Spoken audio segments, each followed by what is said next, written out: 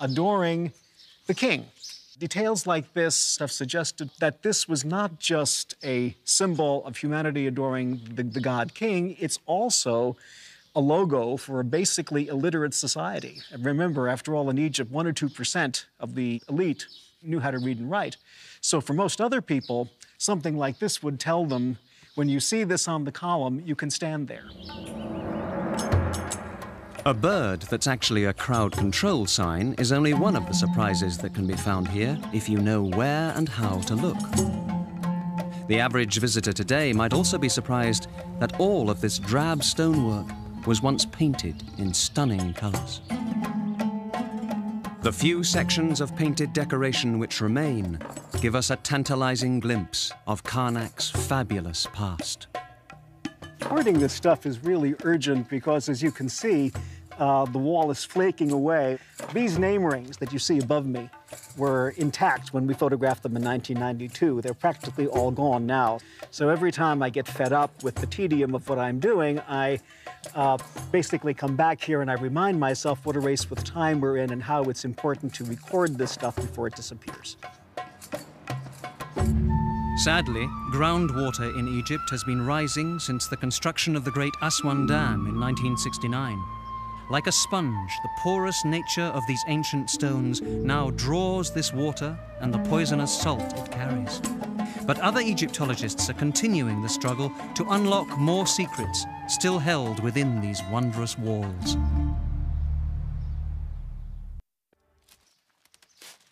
We're in the heart of the Temple of Karnak, the Holy of Holies, where the statue of the great god Amun was kept. The roof is gone now, but 3,500 years ago, this place would have been very dark and very quiet, with only the most privileged priests allowed to enter. Each morning, one of them would open the doors to the shrine of the god himself, whose statue stood just up there.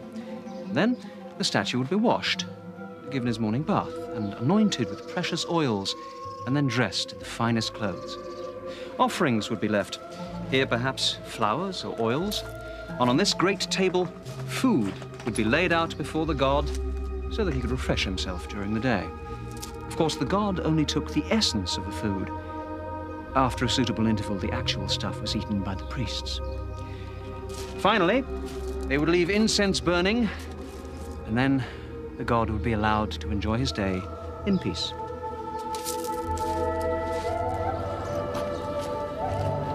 The higher priests at Karnak were appointed by the pharaoh. Other priests were part-time laymen from important families. But there were many jobs at the temple that had little to do with its religious functions. Temples were not just the domain of royalty and priests. Hundreds of common people were required for the day-to-day operation of these huge religious centers. Farmers, carpenters, stonemasons, metalsmiths, potters, and many more were all employed by the temples and relied on them for their physical as well as their spiritual needs. Charles van Sicklin is currently excavating the site of an ancient workshop that once served Karnak Temple. At one point in the history of Karnak Temple, this was the manufactory. This was the place where they made the statues. This was the place where they made jewelry. They processed copper. In this particular area, we've got a lot of mixed signals about what's going on.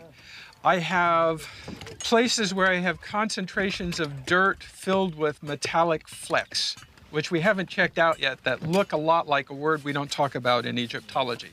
The G word, which is terrible.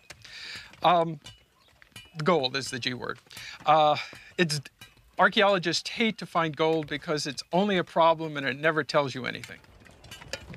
The age-old allure of gold has disrupted more than one dig site.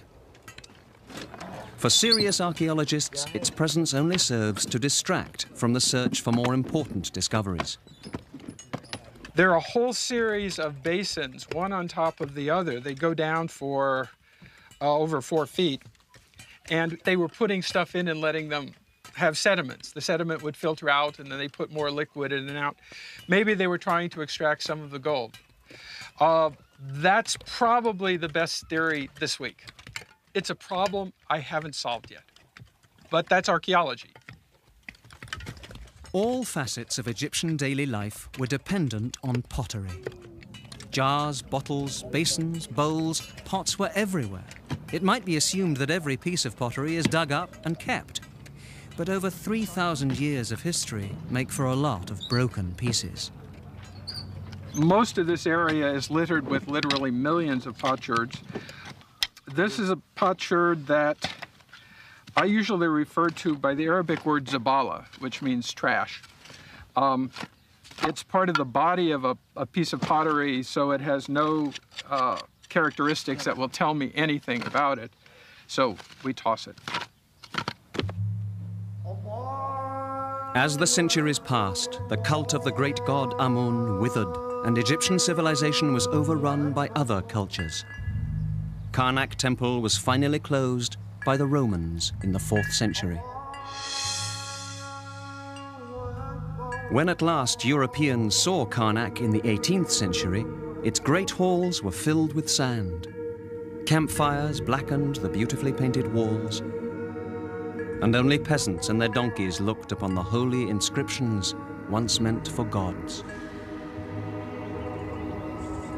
But as the 21st century begins, Karnak is again filled with energy and passion. Only now it is the passion of discovery and restoration.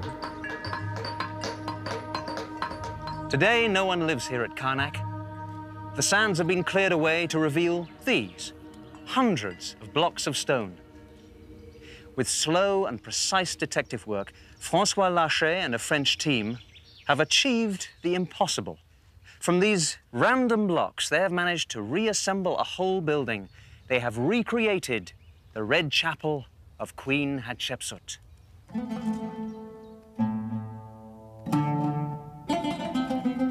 Hatshepsut was one of Egypt's few female rulers. In 1487 BC, 4 years before the end of her reign, this dynamic queen built a small temple just outside the walls of Karnak. Made of red quartzite, it became known as the Red Chapel. It was used for only a few years. For reasons we don't fully understand, Hatshepsut's successor and stepson, Thutmose III, had the Red Chapel dismantled. By the time Egyptologists found it over 3,000 years later, the only visible remains were a few large blocks of stone. François Lachet was fascinated by these blocks. When I came to Karnak in 1987, I saw the blocks of the Red Chapel and I asked about it. And most of my colleagues were telling me that it was impossible to reconstruct this building because too many blocks were missing. Lachet and his team set out to do the impossible.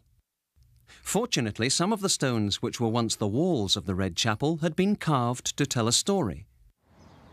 Unfortunately, most of these stones had been reused in other parts of Karnak. The challenge was to find them and put them back together. The first operation to be done for this study was to take around 2,000 pictures of the faces of these blocks. The photos of the chapel blocks became a template for Lachet to work from. It's like putting together a three-dimensional jigsaw puzzle. You don't have the box, so you don't have the picture, and half the pieces are missing. The Red Chapel had been designed to hold a small boat. The boat was used to transport the god Amun in the important annual festival of Opet, held each year at the onset of the flood. During the procession, the boat of Amun was carried out of Karnak and paraded in front of the common people on a day-long journey to meet the king. At this meeting, the king paid homage to the god, and the god renewed the pharaoh's right to rule for another year. Scenes of this journey were depicted on numbered blocks, which had been set in the chapel wall. Once Lachet discovered some of these blocks, he had the key to understanding the order of each course of stone. If 5 blocks in a course were each 30 inches long, it was logical the missing block in the order would have the same dimensions. the scenes with the shrine and the scenes with the priest carrying the bark have the same length.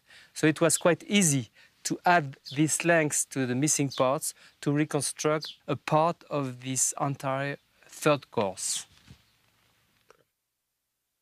When the puzzle had finally been put together on paper, it took only 9 months in 1998 to reconstruct the main portion of the Red Chapel. Sadly, some blocks were never recovered. The smooth plaster on these walls fills the space of those missing blocks. It will eventually be stained to match the colour of the original stones. Work still continues on the Red Chapel as some missing pieces are recreated by hand.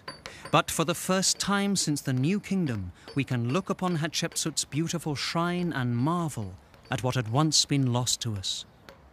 I think it's fascinating to try and imagine the mysterious and dramatic scenes which once unfolded in this marvellous little chapel.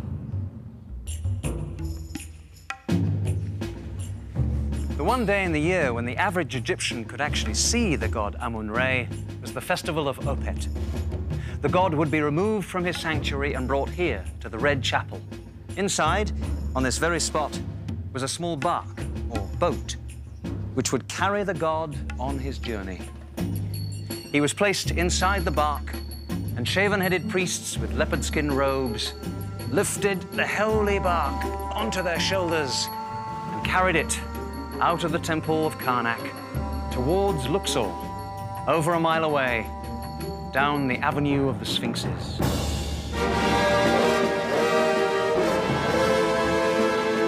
Trumpets blare as the god's procession approaches. Soldiers in plumed-covered chariots line the route. Spectators sing and clap as musicians pluck lutes and beat drums and cymbals. Dancers sway to the rhythms, acrobats spring through the air. And everywhere, the people cheer at the sight of the life-giving god.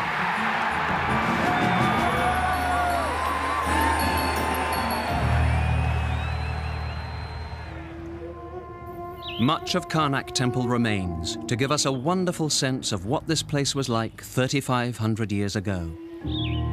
But the effects of time, wind, earthquake, and even vandalism have taken their toll. We must also look to other temples to help us appreciate the mystique of Egyptian temple design and the delicate beauty of their decoration. One of the greatest of these was built while Karnak was thriving. It was created by Pharaoh Seti I, the father of Ramses the Great, to honor Osiris, the god of the underworld. I wanted to see this very special temple, so I traveled just a few hours down the Nile from Karnak to the ancient town of Abydos.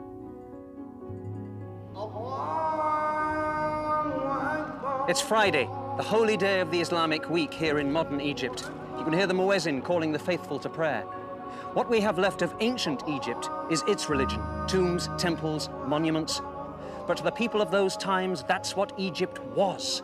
A living religion which directly involved the whole people. A religion which lasted with very little change for 3,000 years. We've seen the glories of Karnak, but to really appreciate it and to understand the power and the impact of these New Kingdom temples, you have to come here to Abydos. This extraordinary temple built by Seti I for the god Osiris. Few tourists ever come here, and parts of this temple have never been filmed. Our guide is Matthew Adams of the University of Pennsylvania.